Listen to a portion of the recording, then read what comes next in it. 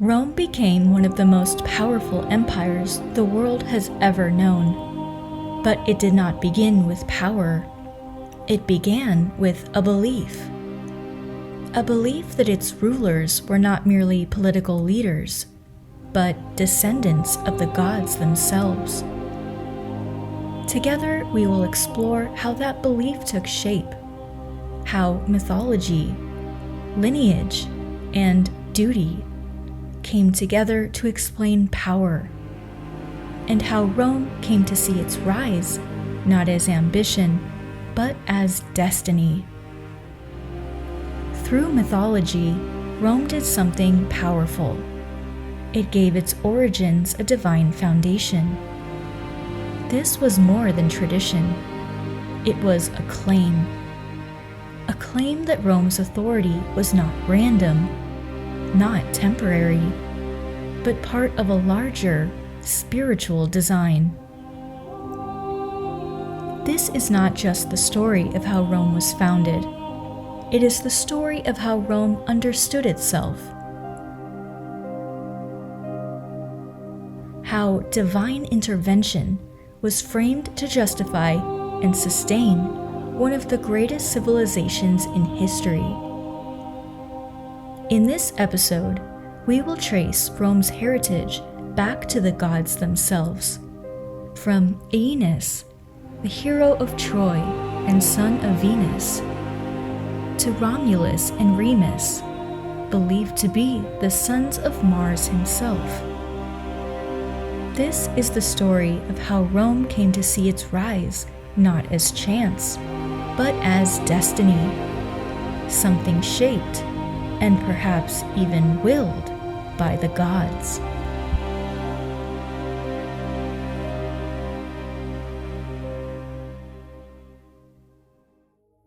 To understand the philosophy of Rome, we must begin with power. Specifically, how Roman rulers justified their right to hold it. From its earliest kings to emperors like Augustus, authority in Rome was never presented as accidental or purely political. It was framed as sacred. Rulers claimed that their position was not simply earned, but validated through the will of the gods. But to understand how this system of divine legitimacy developed, we must first go back to the earliest Roman beliefs.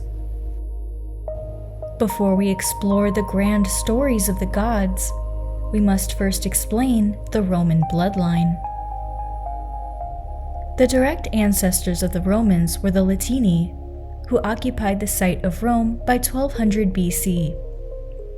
The Latini believed in noumena, invisible, impersonal forces that existed within every part of life. The noumena are spirits that can inhabit almost any object or serve almost any function, petty or grand.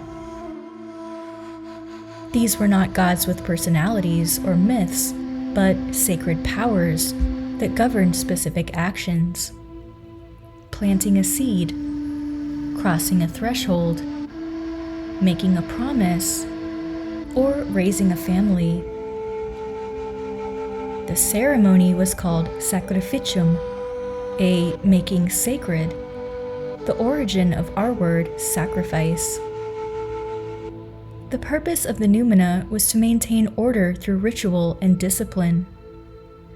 They did not act with intention, nor did they possess individual will.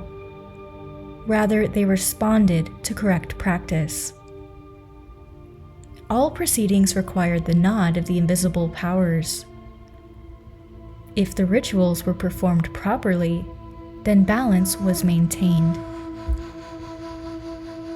Within the home, this presence became more personal through spirits like the Lares and the Penates, guardians of the household and its prosperity. The Lares protected the physical space of the home and family, while the Penates oversaw nourishment and continuity of daily life. Honored in small household shrines called Lararia, These spirits reflect a world in which the divine was not distant, but embedded in everyday existence.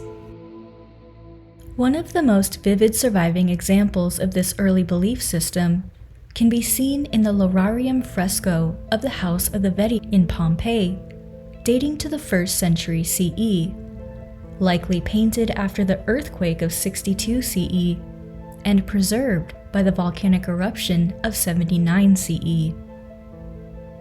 Created by an unknown Roman artist working within a workshop tradition, the painting is executed in fresco, a technique in which pigments are applied to wet plaster, characteristic of the Roman domestic wall decoration in the 4th style of Pompeian painting. In this shrine, the Lares are depicted as small dancing figures flanking a central altar, while beneath them 2 serpents approach the offerings.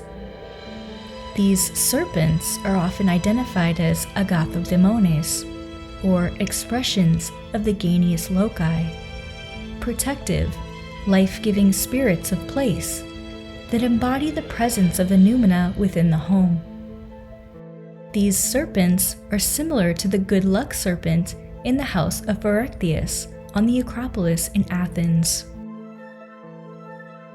What makes this image so important is not simply its preservation, but what it reveals about early Roman thought. This is not mythological storytelling in the Greek sense. There is no narrative, no dramatic scene, no individual divine personality. Instead, the image visualizes presence.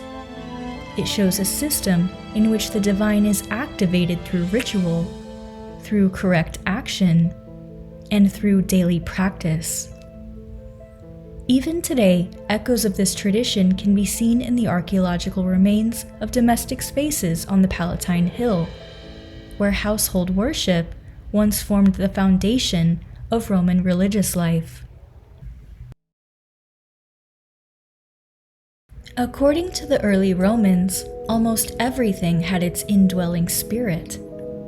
This famous river numen, a marble sculpture from the 2nd century CE, was labeled Marforio sometime in the medieval period and is now found in Rome's Musei Capitolini.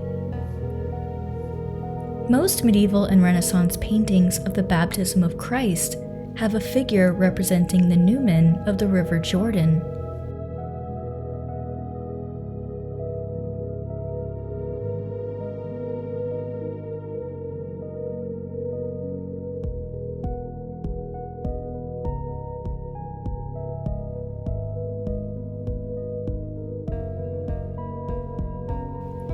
The Roman numen Janus came to be viewed as presiding over the beginnings of all kinds, and the first month of our year was named after him. In the Roman Forum stood a gate without a building, Janus himself. The doors were opened when Rome went to war, and closed when Rome was at peace. Until the final victory of Augustus in 30 BC, the doors of Janus had stood open for more than 200 years. The emperor proudly proclaimed, "I closed Janus," symbolizing the beginning of the Pax Romana, or the Roman peace. From this numen comes the Roman triumphal arch. This 2-faced Janus on a Roman coin is from 102 BC. A spirit of the doorway, he gave his name to the month of January, which looks forward to the new and backward to the old.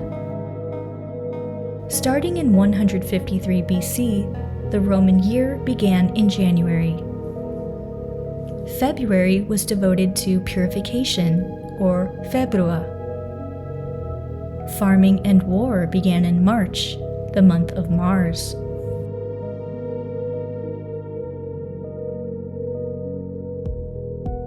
The Roman Jupiter was the numen of the bright sky, bringing rain and thunderbolts, closely associated with the eagle. Juno was the numen that presided over women, with close ties to the moon. Ceres was the numen of wheat and harvest. Diana was the spirit of the wood, and like Juno, was associated with women and childbirth. Vesta was the protectress of hearth and home.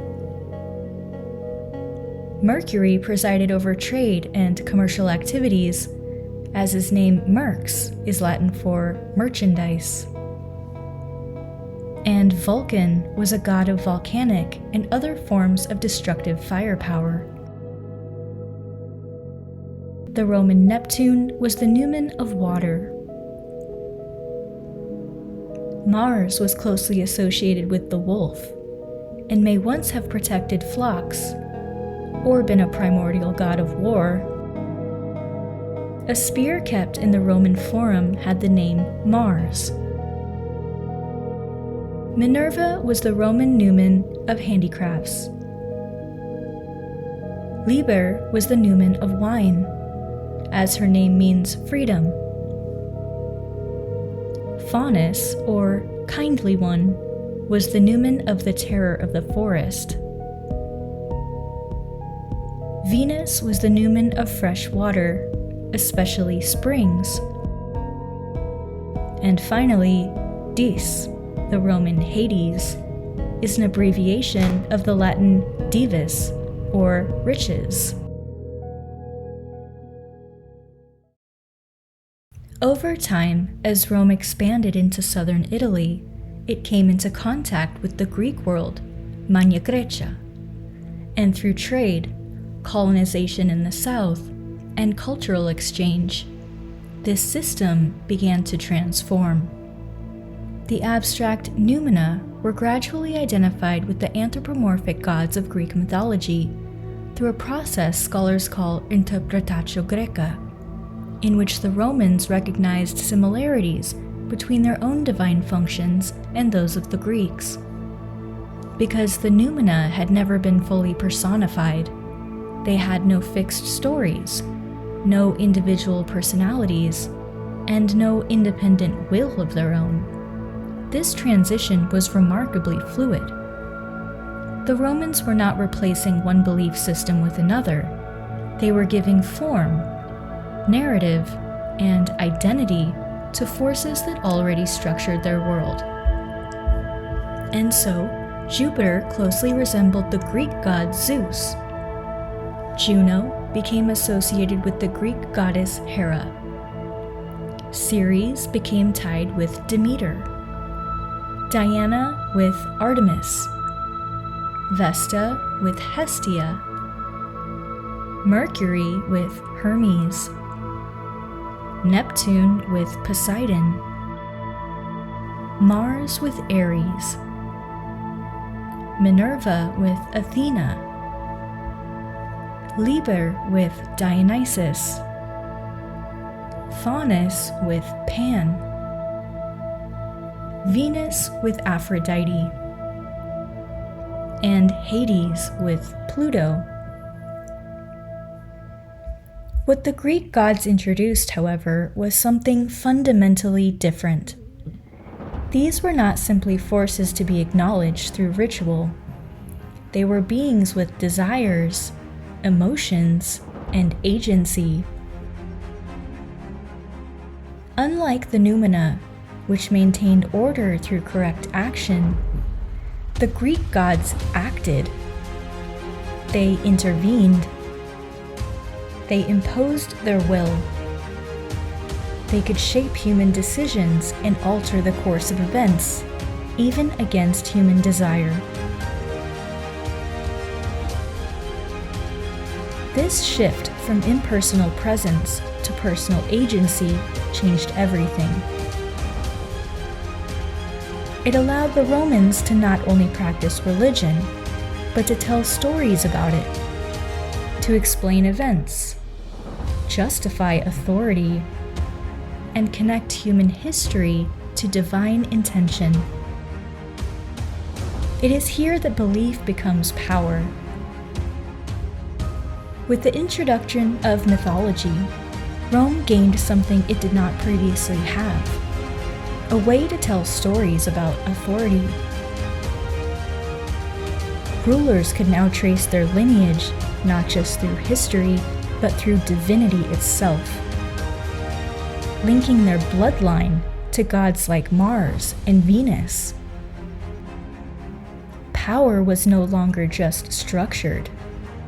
It was inherited, sanctified, and destined.